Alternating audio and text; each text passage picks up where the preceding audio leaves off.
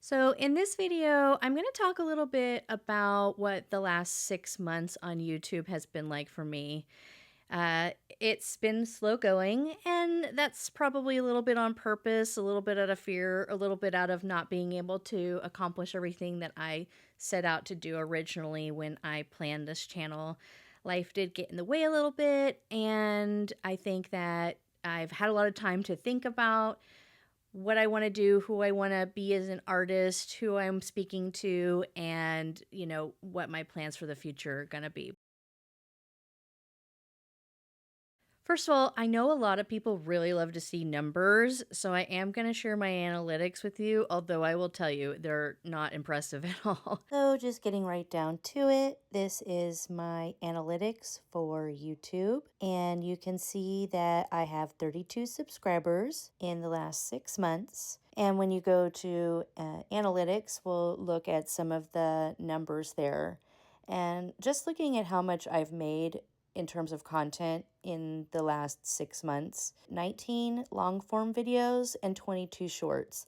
So I really didn't invest a lot of time in shorts in the very beginning, but as I've gotten to kind of learn a little bit more, I've been trying to integrate more shorts into this just to kind of bring more attention to my long form videos.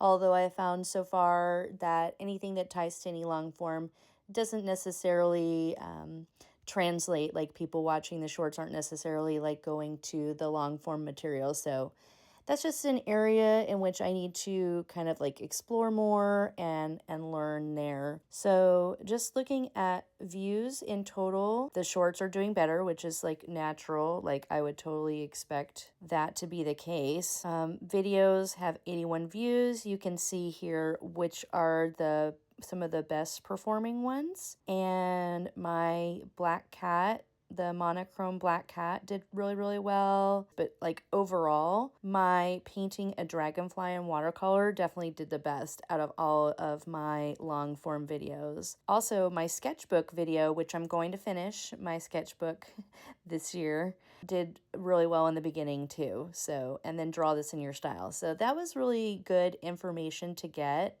that people liked this content a lot. And then it kind of gives me an idea of monthly audience. I've gotten new subscribers. The subscribers have mostly come from the shorts that I've been doing, the comics. And then some of the long form videos have also got me new subscribers as well. So that's great. How I'm being found, good information to have. People are searching on YouTube or browsing. So mostly browsing.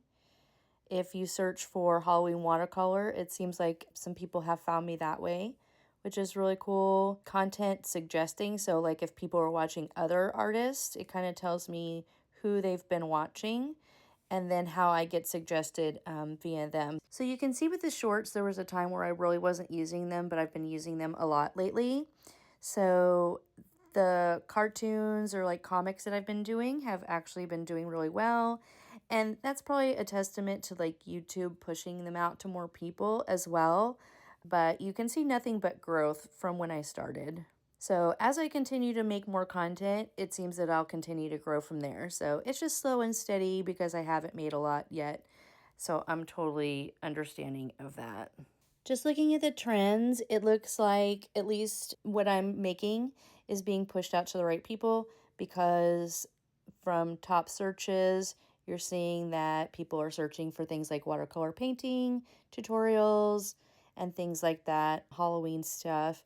And then any recent videos that are very similar to mine are definitely in line with what I'm trying to make myself. So I can definitely tell that things are being pushed to the right people. So I also wanted to share how everybody's like kind of engaging with the content, because this is another area in which I can learn and grow, is the retention, right? So using shorts is a good example because there's a larger sample size there. 29.7 stayed to watch, 70.3 swiped away. So that means that I'm kind of losing engagement somewhere. If I click on one of these, you can kind of see where the engagement is, the retention. Maybe in the beginning, people start watching, but they don't stay till the end. And just using one of my long form videos as an example of that too, because I'm going to look at the draw this in your style because it's a good example. People maybe started to watch it, a lot of people dropped off. Maybe some people came back to see something in particular, like maybe me using Procreate or something in that section. And then maybe some people like came to look at the end and see the final result. So that just kind of speaks to how a lot of us consume content in terms of like the art space. So something I'm learning and understanding a lot more now that I'll talk about later on.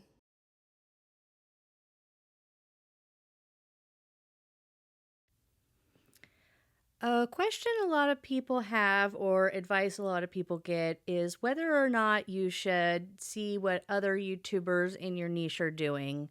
For me, I really feel like that was a double edged sword. Observing other YouTubers gave me a lot of great ideas. You can look at things like how they're doing their thumbnails, how they're doing their titles, how they're doing their introductions, and how their style, integrates with their work. You can look at things like their analytics. You can kind of see how they've grown over time and what got them there. And I think one of the things that I observed is that the YouTubers that do really well, they're forward facing. So getting out of your comfort zone and getting on camera does help a bit. So if you're a little bit of an introvert, which I've become an introvert only recently in years past, I was much more of an extrovert, but I think working remotely ruined me. But being a introvert can be kind of hard in this because I feel like people do want to see your face and who's behind the work. Some other things I noticed about observing other YouTubers is then I get a myriad of ideas. I think to myself, oh, I love their style. I wish I could do that. Oh, what about them? What they're doing is really cute. And oh, well, they're doing really well talking about this thing. And that's all great, except it can overwhelm you really, really quick when you have your own thoughts and ideas in your head about how you want things to go for your channel. And then you start observing others. You start thinking to yourself, am I doing the right thing? Is this even any good? Is my art comparable to others? And comparison's the thief of joy, they say. So whether or not you should observe other YouTuber really just depends on how confident you feel in your own style already. If you think to yourself, like, I'm literally just looking at them for strategy's sake, I think that's great. If you start looking and comparing and thinking of getting confused about what kind of style of art you want to do, then you start to get in kind of a murky area.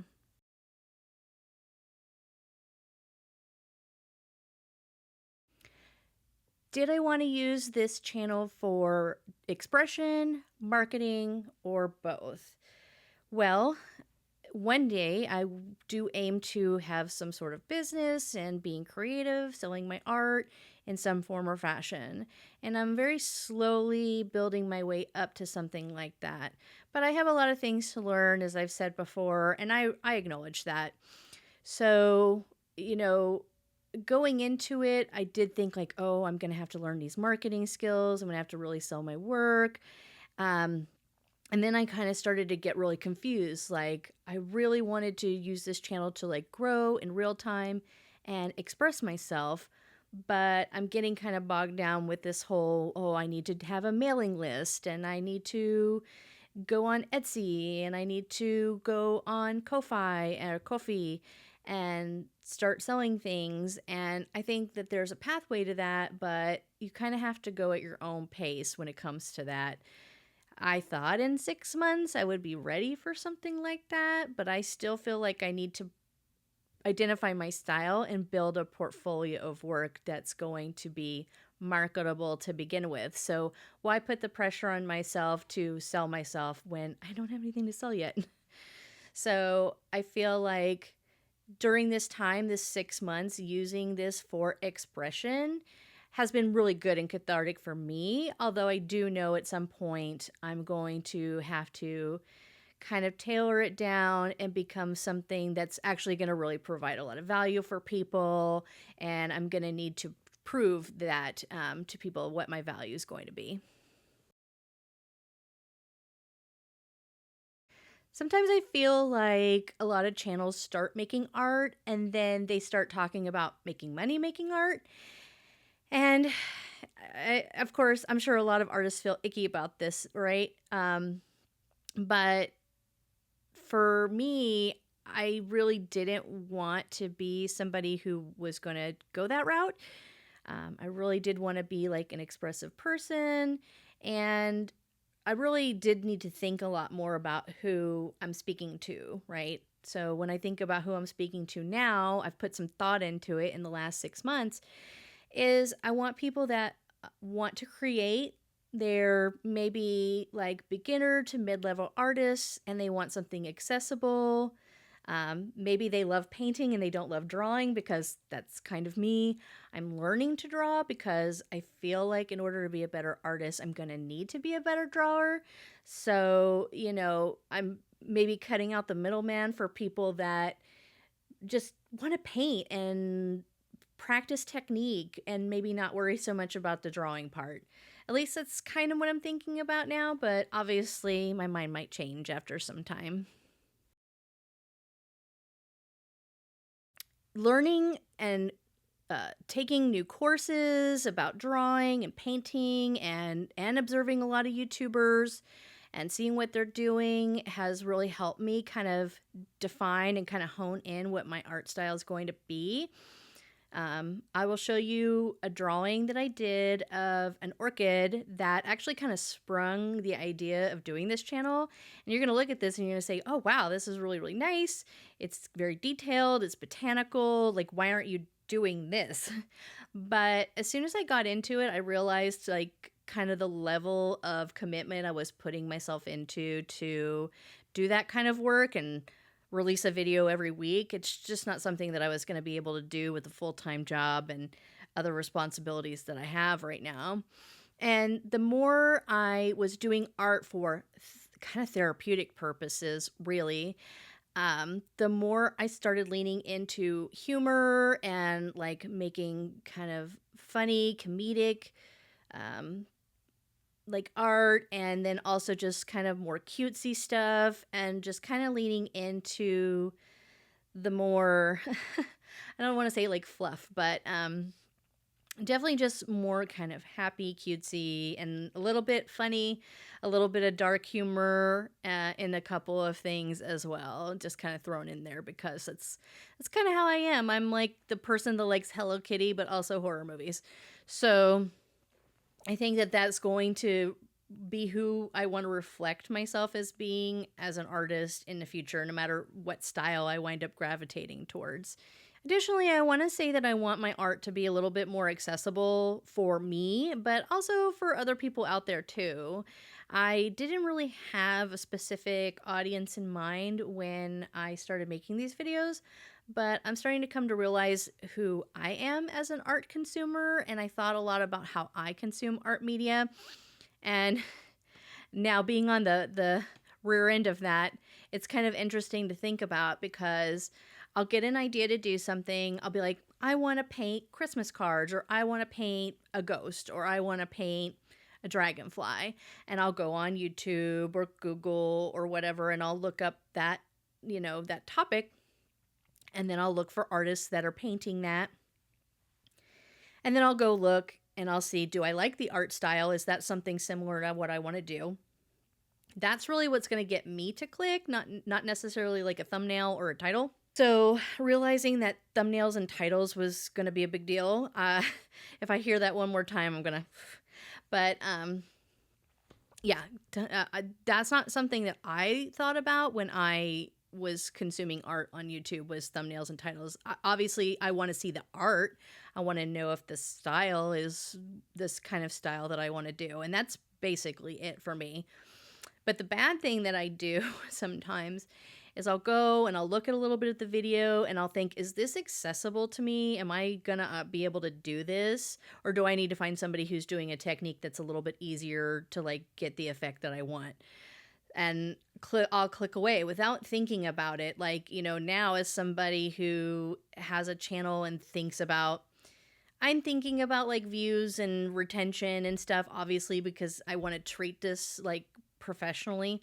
But yeah, it just kind of hurts to think like, oh, retention is bad, because a lot of artists, like, or a lot of people that want to learn art do that very thing. And I'm realizing that now, that uh, I need to show something that's valuable. I think people really got a lot of value out of like me sharing tips and things that I learned, as I've grown my art style. And some of the things that were popular based off of kind of the analytics that I was able to show is that people do kind of like the cute humor. They do like the ink and wash style. They kind of like the comic or like the cute things. So I think that there's a place for that, and a place that I want to continue to explore. And I wasn't sure, you know, do I want to be seen as this professional artist that does this really realistic stuff? The answer is still yes. I still want to be like a learn more realism, learn to draw people, still learn those things. But I think that's going to help me become a better like illustrator too, which is something I'm really considering now, is the illustration side of things, and that being my style of art. So that's something that I definitely wouldn't have explored or even thought of or grown to do without starting this channel. So then the last thing I want to talk about is, what did I personally get out of this experience? So, I talked about kind of the analytic side of things, like what do you need in order to, have people be interested in what you're doing? I think that's was a really eye-opening experience for me as somebody who really wants to support other artists too. I want this to become a space where I'm supporting other artists, and things that I want to integrate into the channel in the future. But when I think about supporting other artists on this platform or other platforms, I'm really going to reconsider how I consume the media, and being respectful to those other artists as I'm doing that and learning and growing. So these are things that I didn't think about being a consumer of media, that I will do differently now as somebody who's on YouTube themselves. I want to be a little kinder to myself, and I want to not compare myself to other artists. I've done a lot of thinking about going one direction or the other and comparing, but not so much so as I have done now. And I think that there is a place for me somewhere, and that's like I got to leave it at that and not compare myself to others. So I think I'm coming to that realization. Not something, again, I would have considered or thought about in the past. But then again, I wasn't making any art. I wasn't making any art at all. So this, this journey caused me to create a ton of art. And if I get nothing else out of the 6 months experience and like forward, I've reopened Pandora's box, and I've done things that I've never even done when I was younger, never practiced techniques that I ever did when I was younger.